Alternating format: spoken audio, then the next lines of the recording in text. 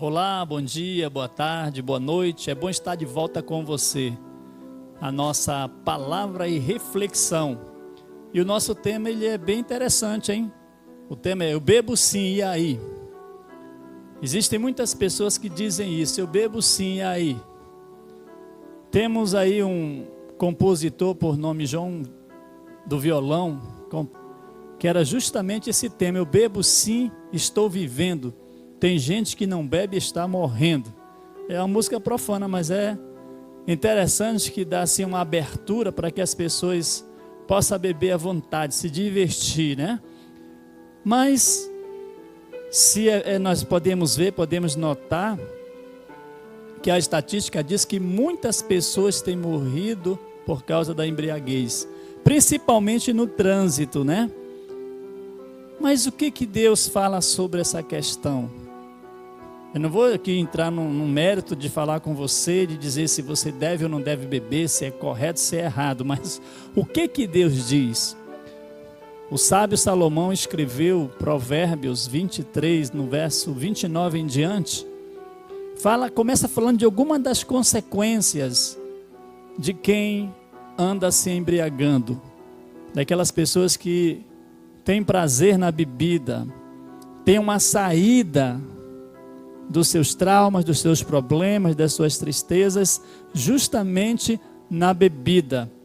E lá nesses textos que nós iremos agora meditar, diz o seguinte, o verso 29 de Provérbios 23, diz assim: quem é que grita de dor?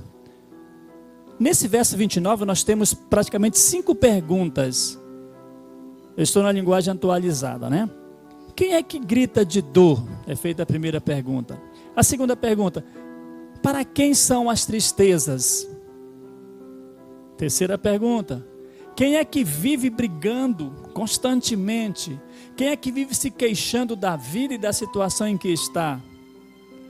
Quem é que tem os olhos vermelhos e ferimentos que podiam ser evitados? Quem? Me responde. Aqueles que se embriagam, aqueles que têm prazer na bebida. Então, você está fazendo essa reflexão comigo, você há de ouvir que realmente é complicado a bebida alcoólica. Você que tem prazer nela, para fugir de algumas situações, você sempre está gritando de dor. Você sempre tem tristezas profundas na sua alma. Você sempre está brigando, sempre está se queixando de alguém. Os teus olhos sempre estão vermelhos. E sempre você está sendo ferido, que poderia ter sido evitado esses ferimentos em você. O verso 30 responde a esses questionamentos anteriores. O verso 5 diz: é aquele que bebe demais. Ele bebe demais e anda procurando bebidas misturadas. Ou seja, essas pessoas têm como consequência aquilo que nós falamos anteriormente. O verso 31 diz assim: não fique olhando para o vinho que brilha. Cuidado, porque o vinho, quando está brilhando no copo, ele chama a tua atenção. Então, aquela cor vermelha dele te causa um desejo de não só olhar, de não só fixar os olhos nele, mas você sente vontade de beber. Por quê? Porque desce suavemente. Você deve tomar cuidado. O verso 31, ele fala claramente sobre isso, né?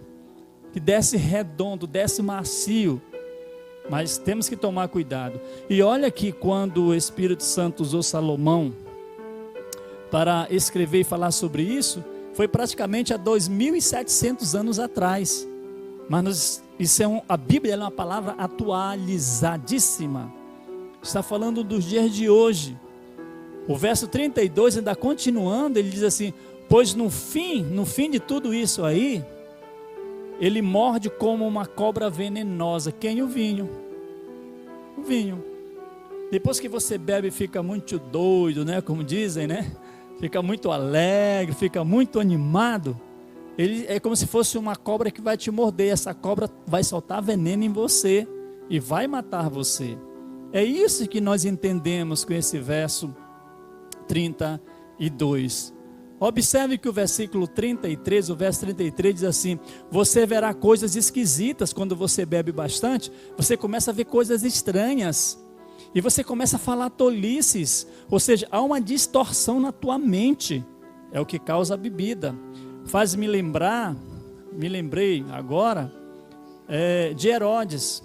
Herodes, no dia do aniversário dele, ele chamou os amigos para tomar aquele vinho alcoolizado, e ficou bêbado. E a filha de Herodias, né, veio dançar, e ele gostou da dança e disse: o que tu quiseres te darei.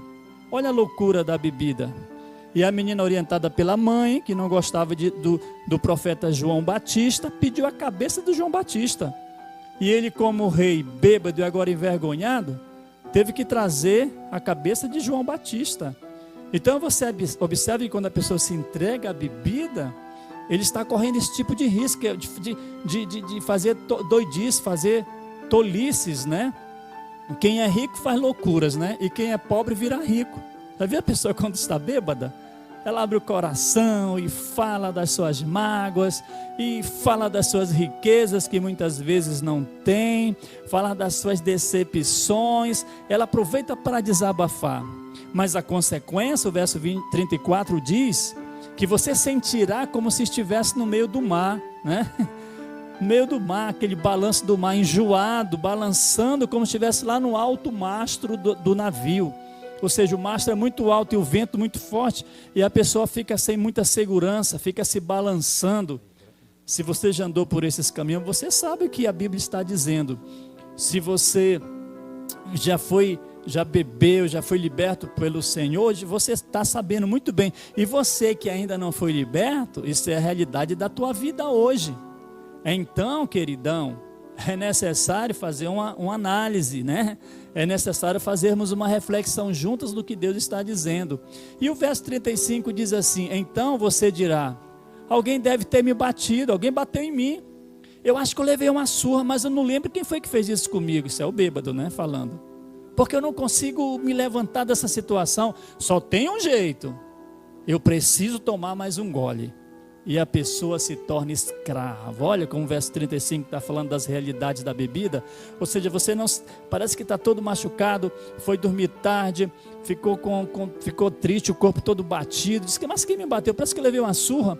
Só tem um jeito: eu vou me levantar e vou tomar mais uma dose, que é para ficar legal, porque já está passando o efeito. Então você se torna um escravo da bebida. Será que tem saída para você? Será que esse provérbio de Salomão aí, entre os vários provérbios, será que Deus dá uma saída para você? Qual a saída de Deus para você? Nós podemos retornar com a Bíblia lá para o verso 29, verso 19, nós vamos ver que tem saída. A primeira saída, a palavra diz assim, no verso 19 do mesmo Provérbios 23, diz assim: escuta, filho meu, para um pouquinho, me dê ouvido, seja sábio e pense seriamente na sua maneira de viver. Pare um pouquinho, seja sábio, escute as pessoas que são sóbrias, que não entraram por esse caminho. Eu sei que talvez você esteja dizendo assim: poxa, meu pastor, muitas vezes eu tentei largar a bebida, mas eu não consigo.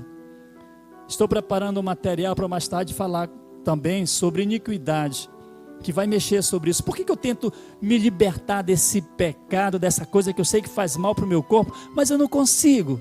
O que eu devo fazer? Nós estamos preparando lá esse material, e fique com a gente, que mais tarde você vai também ter uma resposta sobre isso. Mas é muito simples: mude a sua maneira de viver, e a coisa está aqui na sua mente, ó. Pare um pouco, vamos para a reflexão, vamos refletir.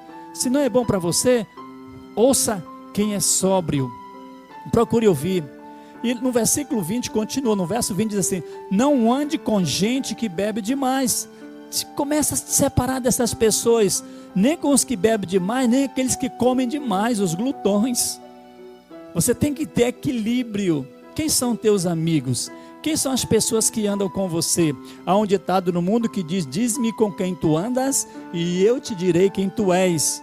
Eu estou pensando ao contrário agora. Eu estou pensando assim. Diz-me quem tu és e direi com quem tu andas. Porque se eu souber quem é você, eu vou saber com quem são as pessoas que andam contigo. O verso 21 diz assim: porque tanto os beberrões como os comilões, eles vivem com muito sono e acabam na pobreza. Por quê? Porque estão sempre bêbados, estão sempre se alimentando demais, está dando sono demais, dorme demais. O vestido deles são trapos, a própria vida é trapo de imundície. Por quê? Porque justamente porque bebe demais, elas são pessoas improdutivas, né? Muitas pessoas já perderam emprego por causa da bebida, perderam compromissos por causa da bebida, são pessoas sonolentas, sempre com sono, desequilibradas, desprovidas de qualquer autoestima, o que é um constante sinal de pobreza para essas pessoas. Nessa reflexão você está avaliando a palavra, por favor, avalie a palavra que é de Deus, pense em qual desses quadros você se encontra, em qual deles? O último verso, eu vou ler mais 2 versos só. O 22 diz assim: escute, o seu pai quer o seu bem, mas seu pai é um beberrão, essa raiz está vindo de lá, pegou você, e se não cortar em você, vai continuar na sua descendência. Mas seu pai for uma pessoa equilibrada e sóbria, escute ele, pois você deve a vida para esse camarada aí que é o teu pai. E não despreze a sua mãe quando ela vier envelhecer. Muitas pessoas, muitos filhos que bebem até batem nos seus pais. Eu estou falando do que eu tenho visto, eu já vi isso. Teve uma determinada vez que eu pedi para que chamassem a polícia, porque o filho estava batendo no seu próprio pai. Que triste, por causa da bebida. Agora o verso 23 tem uma frase fantástica. Ele diz assim: compre a verdade, a sabedoria, a instrução e o bom senso, mas não venda nenhum deles, não abra mão da verdade, mesmo que você sofra danos, não abra mão da verdade, não abra mão do saber, conhecimento que você adquire, né? Isso mesmo, você está sempre adquirindo através daquilo que você vê, daquilo que você lê. Não abra mão disso, das instruções, do bom senso, do equilíbrio, porque isso é muito bom para você. Eu gostaria de ler mais eu disse que ia terminar por aqui, mas eu quero ler mais uns versos desse próprio Provérbios. O verso 24 diz assim: o pai que tem um filho correto e sábio ficará muito feliz e se orgulhará dele, porque esse filho, ele não se dá à bebida, no lugar da bebida, ele se dá aos estudos, a obediência aos seus pais. Isso alegra. Faça com que o seu pai se alegre por causa de você. Dê à sua mãe prazer, largando essas coisas. O verso 26 diz assim, o verso 26 fala assim: filho meu, preste bem atenção no que eu digo e siga o exemplo da minha vida. Sim, por quê? Porque por incrível que pareça, bebida e prostituição, eles andam juntos de mãos dadas. Sabe por quê? Porque o verso 27 diz assim: as prostitutas e as mulheres imorais são uma armadilha perigosa, sem saída para você. É como um ladrão, elas esperam pelas suas vítimas e a tornam muitos homens infiéis às suas esposas. Então cuidado, a bebida costuma andar junto com a prostituição, com o adultério, com a infidelidade. Então nesse momento, querido, da nossa reflexão, que essa palavra alcance o teu coração.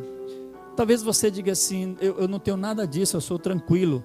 Mas você conhece alguém que sofre com isso? Você conhece alguém que é escravo da bebida? Ajuda essa pessoa, leve essa palavra para ele, torça pela vida dele, tente orientá-lo, carregue-o, ajude-o, porque nós nascemos para abençoar a vida das pessoas, nós somos chamados para as boas obras. Então que Deus em Cristo te abençoe. Eu quero orar com você agora. Querido Pai Celestial, nós te louvamos por essa palavra, nós te bendizemos pela tua fidelidade. O Senhor sempre está trazendo uma palavra aos nossos corações, dentro da necessidade daquela pessoa que está precisando. Talvez essa pessoa que está me vendo agora seja escravo da bebida e já de várias formas tentou sair da bebida, mas não conseguiu. Obrigado, Jesus, porque tu te manifestaste para destruir as obras do diabo E essa obra da carne é controlada por Satanás, que mantém as pessoas presas. E as pessoas não conseguem ter sucesso, as pessoas não conseguem crescer, as pessoas se tornam a escória da sociedade. Mas tu vieste para libertar essas pessoas. Então que o Senhor toque nessas vidas, que o Senhor dê um novo alento.